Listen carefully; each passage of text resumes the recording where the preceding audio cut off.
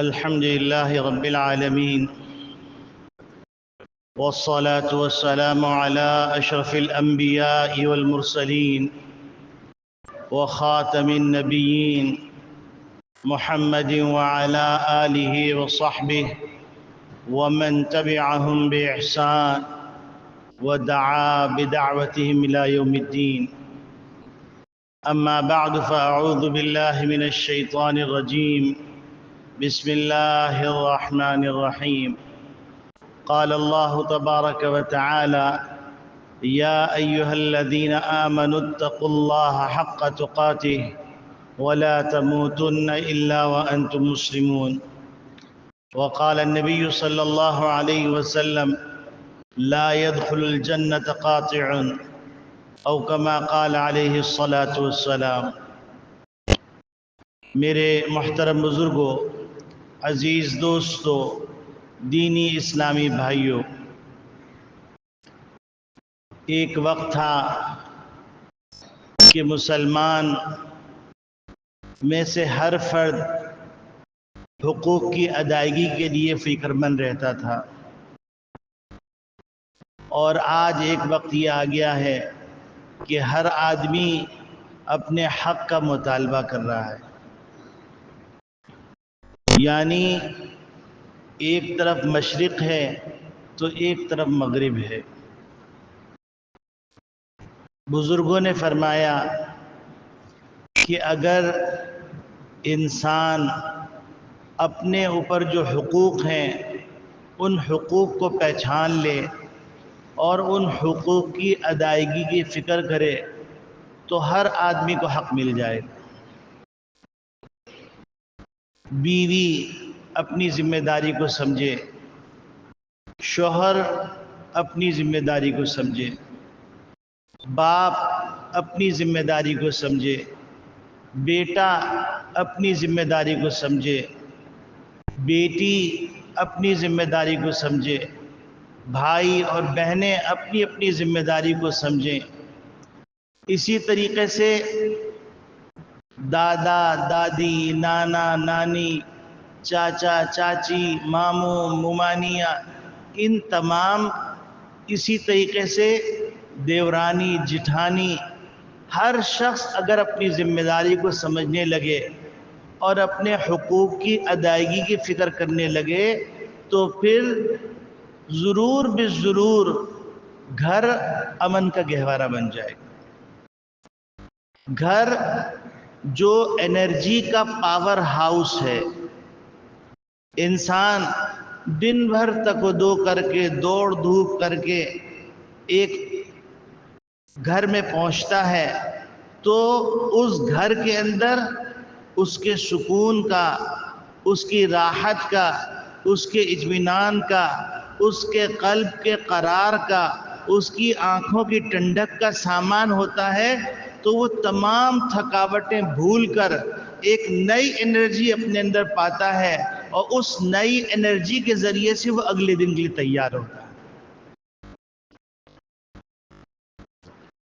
یہی وجہ ہے کہ اللہ رب العالمین نے شریعت کے اندر حقوق کو متعین فرمایا ہے. حقوق دو طرح کے ہیں. ایک حق اللہ ہے جس کو آپ حقوق اللہ بھی کہہ سکتے ہیں. ایک حق العباد ہے جس کو آپ حقوق العباد بھی کہہ سکتے ہیں.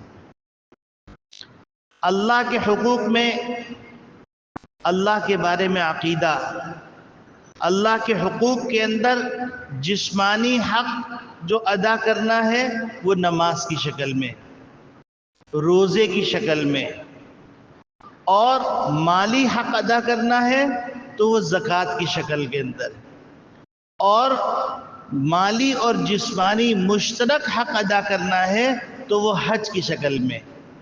یہ اللہ کے حقوق ہیں. اسی طریقے سے قسم کھائی تو اللہ کے نام کی قسم کھانا اور پھر اس قسم کو پورا کرنا، یہ اللہ کا حق ہے.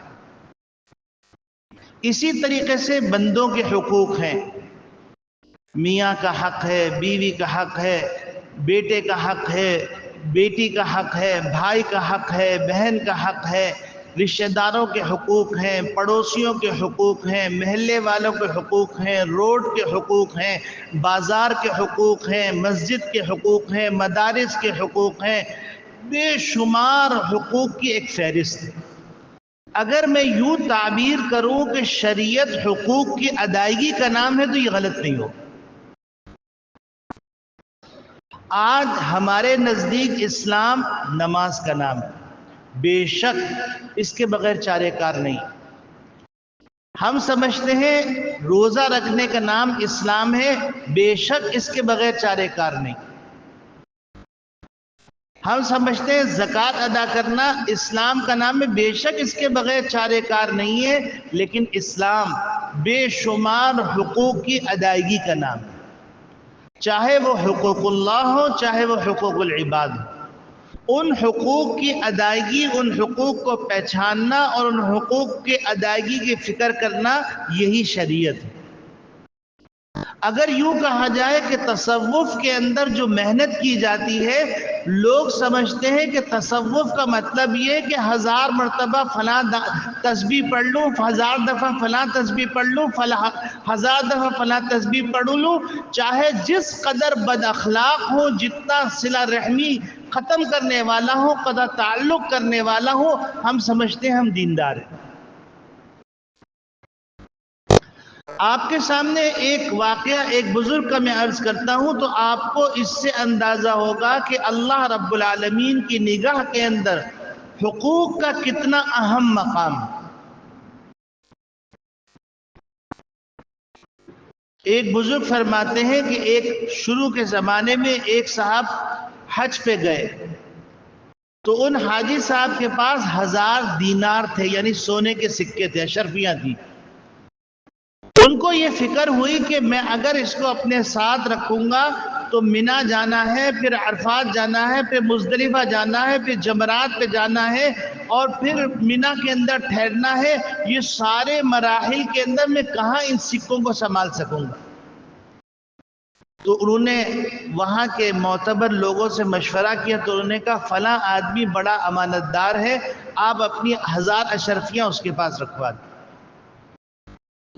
وہ 1000 اشرفیاں رکھوا کے چلے گئے، حج کر کے واپس آئے، معلوم کیا تو معلوم ہوا کہ ان صاحب کا انتقال ہو گیا۔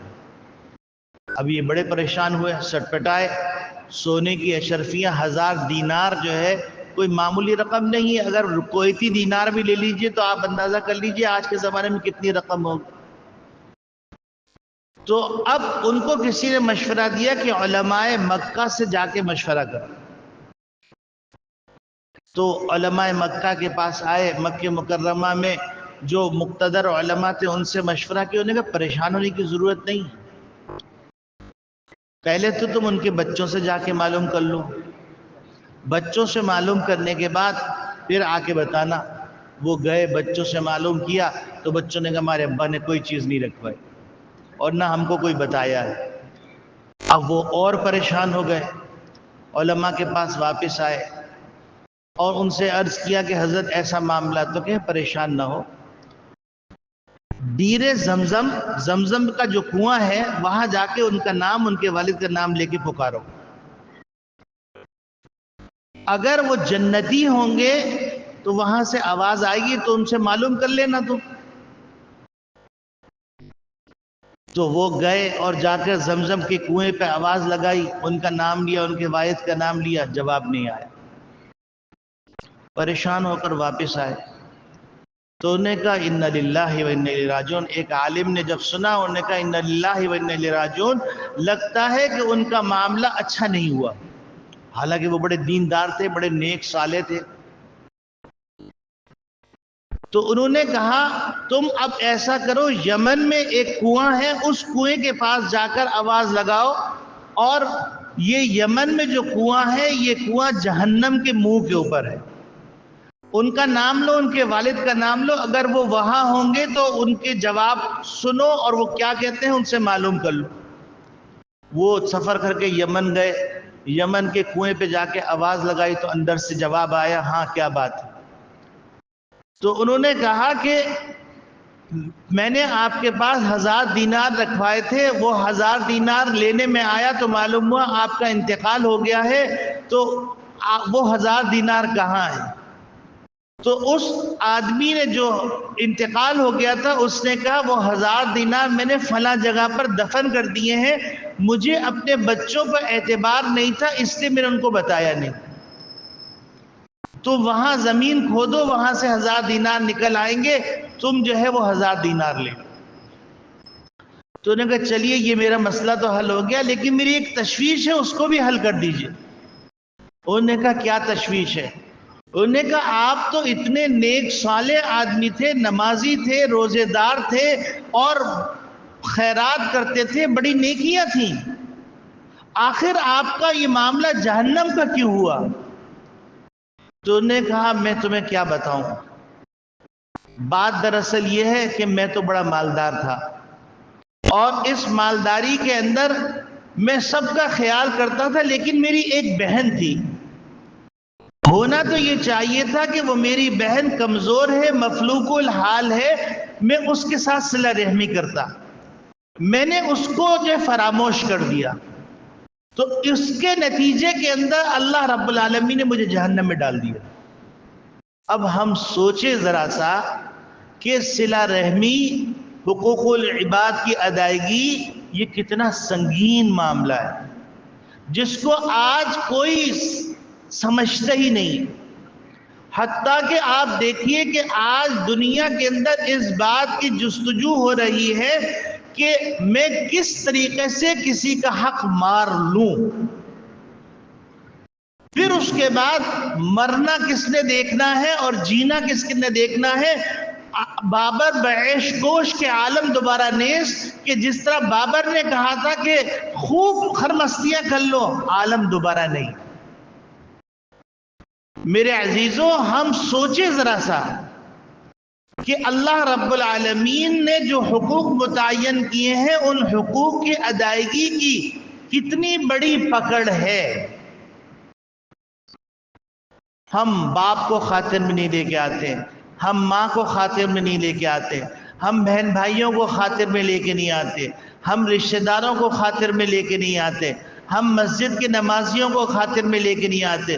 اگر ہم سوچیں تو ہم 5 پرچے ہیں، ان 5 پرچوں میں سے 2 پرچے ہم ادا کر رہے ہیں، نماز اور روزہ، جبکہ یہ پرچے حقوق اللہ سے متعلق ہیں، اور حقوق العباد سے متعلق جو معاملات ہیں، بیوی کے حق کے اندر کوتاہی کر رہے ہیں، بیوی شوہر کے حق میں کوتاہی کر رہی ہے، ساس کے حق میں کوتاہی ہو رہی ہے، بہو کے حق میں کوتاہی ہو رہی ہے، دیورانی کے حق میں کوتاہی ہو رہی ہے، جٹھانی کے حق میں کوتاہی ہو رہی ہے، جٹھانی اور دیورانی اپنی بھابھی کے حق میں کوتاہی کر رہے ہیں، اور باقاعدہ مجھے لوگوں نے بتلایا کہ ایسے ڈرامے تیار کیے جا رہے ہیں۔ پہلے یہ بدقسمتی صرف ہندوستان کے ڈراموں کی تھی، اب یہ بدقسمتی پاکستان کے ڈراموں کی ہو گئی، اور باقاعدہ سکھایا جا رہا ہے کہ تم گھریلو سازش کیسے کر سکتے ہو، کیسے تم اپنے بھابھی کو نیچا دکھلا سکتے ہو، کیسے تم اپنی دیورانی کو ذلیل کر سکتے ہو، کیسے اپنی جھٹانی کو ذلیل کر سکتے ہو۔ اور پھر صرف اس پہ اکتفا نہیں ہو رہا، بلکہ نوبت یہاں تک آ گئی کہ تعویذ گنڈے کیے جا رہے ہیں، اور گھروں کے گھر لکھا ہوا ہے گوشے عافیت، لکھا ہوا ہے دائرے سکون، اور گھر کے اندر جاؤ تو لگتا ہے جیسے آگ اگل رہی ہے، ہر ایک کے منہ سے آگ نکل رہی ہے، ہر ایک کے کلیجے کے اندر انگارے سلگ رہے ہیں۔ یہ مسلمان معاشروں کے گھروں کا حال ہو گیا ہے، اور وجہ کیا ہے؟ وجہ صرف اور صرف یہ ہے کہ ہر آدمی حق کا مطالبہ کر رہا ہے، کیونکہ تربیت یہ کی جا رہی ہے کہ حق کی ادائیگی کی فکر کرنے کی ضرورت نہیں، حق کو مانگنے کا یہ جو گر آنا چاہیے، حق کا مطالبہ کرنا چاہیے۔ تو جس کے نتیجے میں حاکم بھی اپنا حق مانگ رہا ہے، رعایا بھی اپنا حق مانگ رہی ہے، بیوروکریسی بھی اپنا حق مانگ رہی ہے، اور ان کے ماتحت بھی اپنا حق مانگ رہے ہیں، اور کوئی حق کی ادائیگی کے لیے تیار نہیں۔ حضرت امی جان عائشہ صدیقہ رضی اللہ تعالیٰ عنہ فرماتی ہیں کہ سمعت رسول اللہ صلی اللہ علیہ وسلم یقول فی بعض صلاتہ، میں نے نبی کریم صلی اللہ علیہ وسلم کو نماز میں یہ دعا کرتے ہوئے سنا، اللہم حاسبنی حسابا یسیرا، اے اللہ میرا حساب آسان کر دیجئے۔ تو امی جان عائشہ صدیقہ رضی اللہ تعالیٰ عنہ نے فرمایا کہ اے اللہ کے رسول بل حساب الیسیر، آسان حساب کتاب کیا ہے؟ تو نبی کریم صلی اللہ علیہ وسلم فرمایا ان ینظر فی کتابہ ویتجاوز عنہ، کہ اللہ رب العالمین نام اعمال کو دیکھیں اور کہیں چلو جانے دو، صرف نظر فرما دیں۔ اور فرمایا نبی کریم صلی اللہ علیہ وسلم من نوقش الحساب فقد ہلک، جس کا حساب کتاب ہوا، آج ایف بی آر والا کہتا ہے صبح دفتر میں آ جاؤ تمہارا آڈٹ ہونا ہے، تمہارے آڈٹ کی جو رپورٹ ہے وہ صحیح نہیں ہے، پسینے چھوٹ جاتے ہیں، چھکے چھوٹ جاتے ہیں، جیل کی کوٹری نظر آنے لگتی ہے، جواب سوچنے کے لیے رات اور رات دن اور دن مختلف ماہرین سے مشورہ کیا جاتا ہے کہ اگر یہ سوال ہو تو میں کیا آنسر کروں، یہ سوال ہو تو میں کیا آنسر کروں۔ اور آپ سوچئے کہ وہ میدان محشر جہاں آدم علیہ السلام پکار رہے ہوں گے نفسی نفسی، جہاں حضرت یوشع علیہ السلام پکار رہے ہوں گے نفسی نفسی، جہاں حضرت شیس علیہ السلام پکار رہے ہوں گے نفسی نفسی، جہاں حضرت یونس علیہ السلام پکار رہے ہوں گے نفسی نفسی، جہاں 1,24,000 سوائے نبی کریم صلی اللہ علیہ وسلم کے ہر شہر نبی پکار رہا ہوگا نفسی نفسی، جہاں پر اللہ کے اٹھانے والے عرش کے اٹھانے والے فرشتے لرز رہے ہوں گے، کانپ رہے ہوں گے، وہاں پر اللہ نے پوچھ لیا تم نے یہ کیوں کیا؟ کیا جواب بنے گا؟ تو نبی کریم صلی اللہ علیہ وسلم جو شافی محشر ہیں، جو فرماتے ہیں اول شافعین و اول مشفعین، سب سے پہلے میں سفارش کروں گا اور سب سے پہلے میری سفارش قبول کی جائے گی۔ جو نبی کریم صلی اللہ علیہ وسلم فرما رہے ہیں کہ انا صاحب لواء الحمد وآدم ومن بعدہ تحت لوائی، کہ لواء حمد میرے ہاتھ میں ہوگا، حمد کا جھنڈا میرے ہاتھ میں ہوگا، اور آدم علیہ السلام اور ان کے بعد جتنے لوگ قیامت تک ہیں وہ سب میرے جھنڈے تلے ہوں گے۔ وہ نبی کریم صلی اللہ علیہ وسلم نماز میں دعا کر رہے ہیں اللہم حاسبنی حسابا یسیرا، اے اللہ میرا حساب آسان کر دیجیے۔ اب آسان حساب کن کا ہوگا؟ ایک روایت اس سے زیادہ خطرناک ہے، نبی کریم صلی اللہ علیہ وسلم نے ارشاد فرمایا ثلاثۃ لا ينظر اللہ الیہم، 3 اشخاص ہیں جن کی طرف اللہ دیکھے گا نہیں، ولا یکلمہم، نہ ان سے بات کرے گا، ولا ینظر الیہم، اور نہ ہی اللہ ان کی طرف التفات کرے گا، رحمت کی نظر بھی نہیں کرے گا، ولا یزکیہم، ان کو پاک بھی نہیں کرے گا۔ تو ابو ذر غفاری رضی اللہ تعالیٰ عنہ فرماتے ہیں کہ یا رسول اللہ خابوا وخسروا من ہم، اے اللہ کے رسول وہ لوگ تو بڑے نقصان میں ہیں، بڑے خسارے کے اندر، وہ کون لوگ ہیں؟ تو نبی کریم صلی اللہ علیہ وسلم نے ارشاد فرمایا المسبل، ایک وہ آدمی جو اپنی شلوار ٹخنوں سے نیچے رکھتا ہے، دوسرا وہ آدمی المنان جو احسان جتلاتا ہے، اور تیسرا وہ آدمی جو اپنے مال کو جھوٹی قسم کھا کے بیچتا ہے۔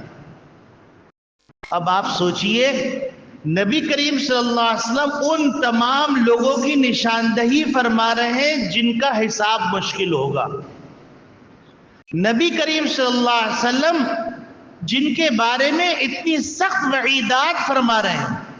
اللہ رب العالمین تو ایسے پروردگار ہیں، ایسے پروردگار ہیں، ایسے پروردگار ہیں کہ معمولی بات پر بھی اللہ رحمت نازل فرما دیتے ہیں۔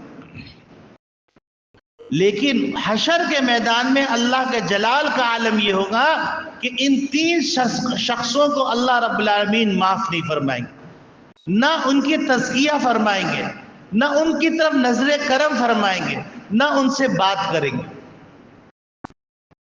انتہائی خطرناک بات۔ پھر اب نبی کریم صلی اللہ علیہ وسلم فرمایا کہ کن لوگوں کا حساب آسان ہوگا۔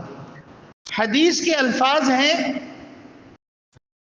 من سرہ ان یمد لہو فی عمرہ، جو آدمی چاہتا ہے کہ اس کی عمر میں برکت ہو جائے، وَيُوسَّعْ لَهُ فِي رِزْقِهِ، اور اس کے رزق میں وسعت ہو جائے۔ آج دنیا کے اندر دو خواہشیں ہیں، ایک خواہش یہ کہ اللہ رب العالمین مجھے صحت کے ساتھ ایمان کے ساتھ لمبی عمر عطا فرمائے۔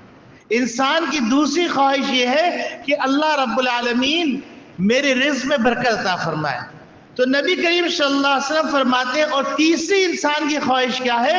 یُدْفَعُ عَنْهُ مَیْتَةُ السُّوءِ، بری موت سے اللہ بچا لے۔ تو وہ کون خوش قسمت ہے؟ تو نبی کریم صلی اللہ علیہ وسلم فرماتے ہیں وَلْيَتَّقِ اللَّهَ وَلْيَصِلْ رَحِمَهُ، وہ آدمی اس کو چاہیے اللہ سے ڈرے، اللہ کا لحاظ کرے اور صلہ رحمی کرے۔ آج صلہ رحمی کو ہم گردانتے ہی نہیں، اپنے مفادات کے لیے، اپنے مفادات کے لیے ملک کا سکون اجاڑ دیں، اور ہم کو خوف نہیں ہے کہ اللہ دیکھ رہا ہے۔ ہم تہمت لگا دیں، بہتان لگا دیں، الزام تراشیاں کر دیں اور فتنہ فساد کر دیں۔ آپ سوچئے کہ اللہ رب العالمین تو فرما رہے ہیں کہ جو لوگ زمین پہ فساد پھیلاتے ہیں انما یحاربون اللہ ورسولہ ویسعون فی الارض فسادا ان یقتلوا او یصلبوا او تقطع ایدیہم وارجلہم من خلاف او ينفوا من الارض۔ اتنی سخت سزا اللہ نے کسی کے بارے میں نہیں فرمائی۔ قوم کی تعمیر کیجئے شریعت کے اوپر، بچوں کی تعمیر کیجئے شریعت کے اوپر، بچوں کی تعمیر کیجئے، بچوں کے افکار کو، نظریات کو ڈھالیے اللہ کے جواب دہی کے احساس پر۔ اللہ کو جواب دینا ہے۔ بہتان لگانے کے نتیجے کے اندر 80 کوڑے کا حکم ہے، فساد پھیلانے کے اندر اللہ رب العالمین نے سولی پہ لٹکانے کا حکم دیا ہے، ہاتھ اور پاؤں کاٹ ڈالنے کا حکم دیا ہے۔ اللہ رب العالمین نے اتنی سخت وعید فرمائی ہے جس کی کوئی انتہا نہیں۔ وہ اساتذہ جو قوموں کو تعمیر کیا کرتے تھے، وہ اساتذہ جو مستقبل کے معمار تعمیر کرتے تھے، وہ اساتذہ آج دہشت گرد تعمیر کر رہے ہیں، اور یہ کالک مدارس کے منہ پہ لگانے کی کوشش کی جاتی ہے۔ اپنے گریبان میں جھانک کے دیکھو، تمہیں پتہ چلے گا کہ دہشت گرد کون پیدا کر رہا ہے، خود غرض کون پیدا کر رہا ہے، حریص کون پیدا کر رہا ہے، قطع تعلق کرنے والا کون پیدا کر رہا ہے، ملک کے امن کو برباد کرنے والا کون پیدا کر رہا ہے، بیت المال کے اندر ڈکیتی کرنے والا کون ہے، ملک کو مقروض کرنے والا کون ہے، تمہیں پتہ چل جائے گا۔ میرے عزیزوں، اس وقت ضرورت اس بات کی ہے کہ پوری قوم کو شریعت کے ڈھارے میں ڈھال دیا جائے،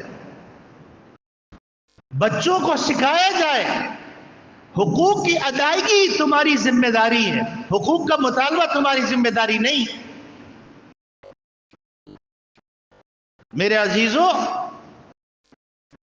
جیسے جیسے ہم دین سے دور ہوتے چلے جا رہے ہیں، ویسے ویسے ہم اپنے لیے کانٹے بوتے چلے جا رہے ہیں۔ پہلے نبی کا امتی اپنے گود کے اندر بھینس کی سری کے برابر سونے کی ڈلی لے کے آتا ہے، ڈلا لے کے آتا ہے اور آ کے بیت المال میں رکھواتا ہے۔ ان سے پوچھتے ہیں میاں اپنا نام بتا دو، یہ تمہیں کہاں سے ملا ہے؟ اس نے کہا مجھے نام بتانے کی ضرورت نہیں ہے، میں نے جس کے لیے کیا وہ میرا نام بھی جانتا ہے، میرے باپ کا نام بھی جانتا ہے۔ یہ بیت المال کا حق ہے۔ اور اس میں سے ایک پینی بھی میرے لیے حلال نہیں. یہ مسلمان تیار ہوئے تھے, یہ مسلمان تعمیر ہوئے تھے, یہ احساس رکھنے والے تعمیر ہوئے تھے. ایسے لوگ تعمیر ہوئے تھے کہ وہ کہتے تھے کہ اگر کتا بھی پیاس سے مر جائے تو اس کا حساب مجھے دینا پڑے گا. ایسے حکمران تیار ہوتے تھے کہ اپنے کندھے کے اوپر غلے کی بوری رکھ کے رعایا کے گھر پہنچایا کرتے تھے.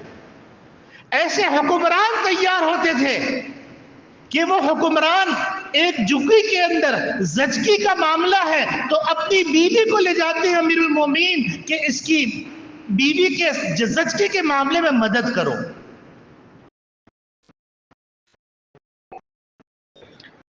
اسی طریقے سے نبی کریم صلی اللہ علیہ وسلم نے ایک اور بات ارشاد فرمائی.